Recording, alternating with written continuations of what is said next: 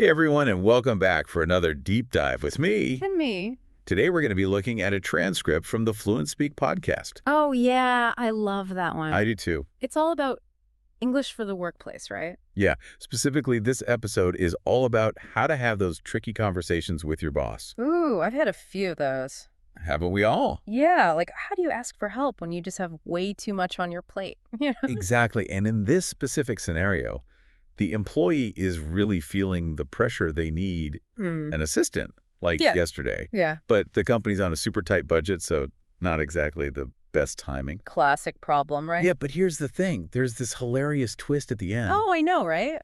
I was not expecting it. It's a good one. So stick around for that. All right, so let's break this conversation down because there's just so much to learn from it. Okay, so the employee starts by, laying it all out for their boss, saying they're overwhelmed and really need an assistant. Makes sense. Totally.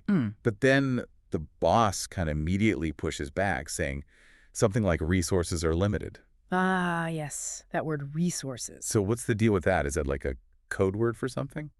You know what it totally is in the workplace? Resources can often be a polite way of saying we just don't have the budget for that. Oh, so it's kind of like a way to avoid saying no directly. Yeah, exactly. It softens the blow a little, but it doesn't really address the actual problem, does it? And isn't that even more frustrating for the employee? They're already swamped, and then they get this vague response. Absolutely. It just creates this ambiguity. Yeah. The employee might think, oh, okay, maybe if I just wait a little longer, things will change. But in reality, they might be waiting forever. Exactly. The budget situation might not change anytime soon.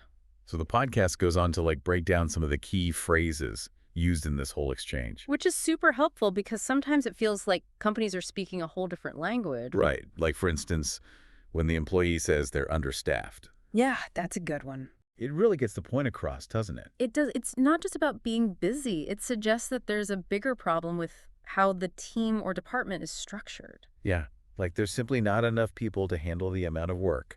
Precisely. And then, of course, there's the classic, the timing is just not right. Ugh. I think we've all heard that one at some point. So many times. And it's like this universal way of saying no, but maybe later. It's the ultimate delaying tactic. Yeah. It doesn't completely shut down the possibility, but it leaves you hanging, wondering if the timing will ever actually be right. It's like they're just buying themselves time. Yeah, and if it's used too often, it can even feel a bit manipulative. Okay, so then we have this phrase, a weight off my shoulders, which the employee uses to describe how much an assistant would help. Oh, that's such a vivid image. You can practically feel the relief they're imagining. Yeah, it really emphasizes the emotional toll that all this overwork is taking. Right. We often focus on productivity and efficiency, but we can't forget about the human side of things. Exactly. And then there's this phrase, give me a hand. It seems so simple, but in the workplace, it obviously means something more than just, needing a literal hand. Yeah, it's a request for support and collaboration, a recognition that they can't do it all alone. And it's interesting how the Fluent Speak podcast uses this phrase to kind of hint at the twist, because the boss does eventually offer a helping hand. But not in the way the employee expects. Right, not at all. And that's where things get really interesting. So should we jump into that now? Yeah, let's dive into that hilarious twist you mentioned.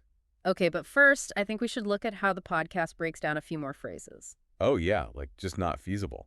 That's the one the boss uses, right, when explaining the budget limitations. Right, so what's the deal with that phrase? Well, not feasible is actually a great example of what we call a false friend for English language learners. Oh, really?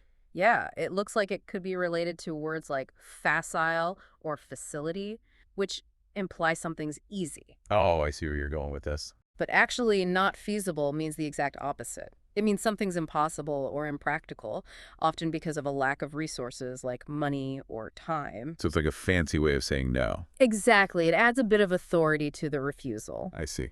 And they also talk about take some of the heat off, Ah. which the employee uses to describe how an assistant would help them. Oh, yeah, that one. It's interesting because it uses this metaphor comparing the pressure of work to heat. Like they're about to explode or something. Exactly. It helps us really understand how intense the situation is for the employee.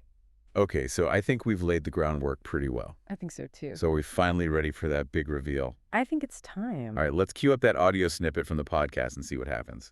Okay, so let's rewind back to that point in the podcast where the boss actually offers to bring in an intern. Okay, up. Remember how the employee's like totally overwhelmed, right? And how much an assistant would help? Yeah, and the boss has already said, like, nope, the timing's just not right because of the budget. Exactly. So let's hear what happens All next. right, lay it on me. So the boss says, well, I can't promise you a full-time assistant right now, but what if we got you an intern? Someone to like help with those administrative tasks. And then the employee's like, really? An intern? Wow, that'd be, oh, hi, Adam. Wait, hold up. Rewind that. Hi, Adam. I was totally picturing like a young woman, fresh out of college, all excited to start her career, like the stereotypical intern. That's exactly where the humor comes in, and also like a deeper lesson. Okay, I'm The listening. employee, and probably a lot of us listening, we all just automatically assumed what this intern would be like. Yeah, and we were way off.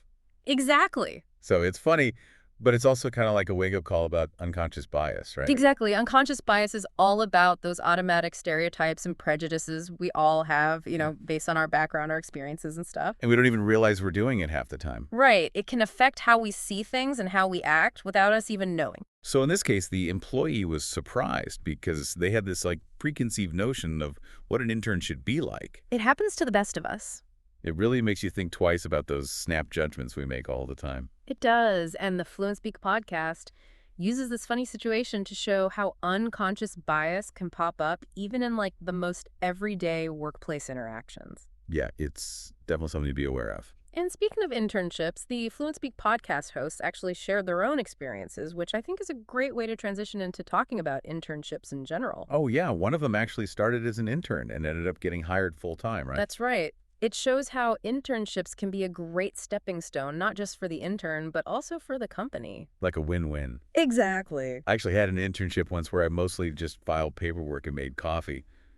But even that taught me a lot about like how the office worked. I love that you bring that up because observation is so important. Yeah, it helped me figure out if that was the kind of environment I wanted to work in long term. Internships are about way more than just checking things off a to-do list. Right. They're a chance to really experience a company's culture firsthand. Watch how professionals do their thing and figure out what parts of the work you connect with. So it's like being a sponge, soaking it all up. Exactly, even if the tasks themselves seem kind of boring sometimes. But we also have to remember that internships should be a real learning experience, not just like unpaid labor disguised as an opportunity. That's such an important point. It has to be beneficial for both sides. Right. The company needs to provide meaningful tasks and mentorship, and the intern needs to be proactive and eager to learn. And communication is key. Both the intern and the company need to be upfront about their expectations, goals, and feedback.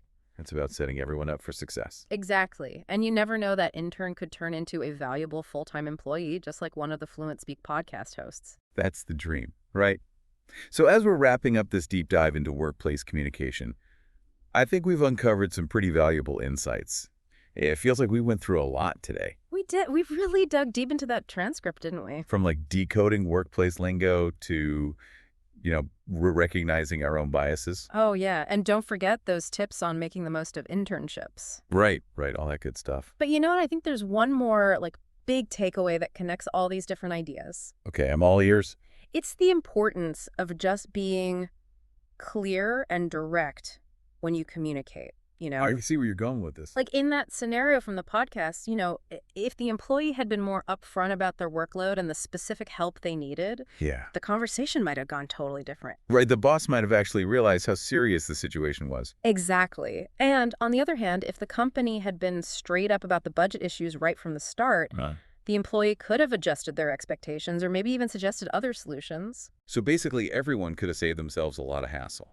Exactly. And this applies to internships too. Oh, yeah, for sure. Both sides need to be super clear about what they expect, what their goals are, and how they'll give feedback. It's all about setting each other up for success, right? Precisely. Which brings me to a little something to think about for all of you listening. Ooh, hit me with it. How can you become a better communicator both at work and in your everyday life? Ooh, that's a good one. Yeah. It's easy to think we're all great communicators, but there's always room for improvement. Always. And the cool thing is, communication is a skill.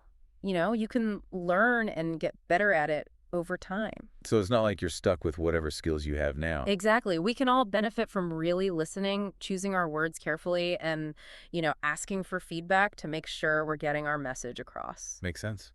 So whether you're asking for help at work or figuring out an internship or just chatting with a friend. Remember, clear communication is key. It really is. It's like the foundation for good relationships, reaching your goals, and creating a more positive environment for everyone. Well said. So to everyone listening, keep those ears open, keep learning, and keep practicing those communication skills. And remember, even a simple conversation can lead to unexpected insights and chances to grow.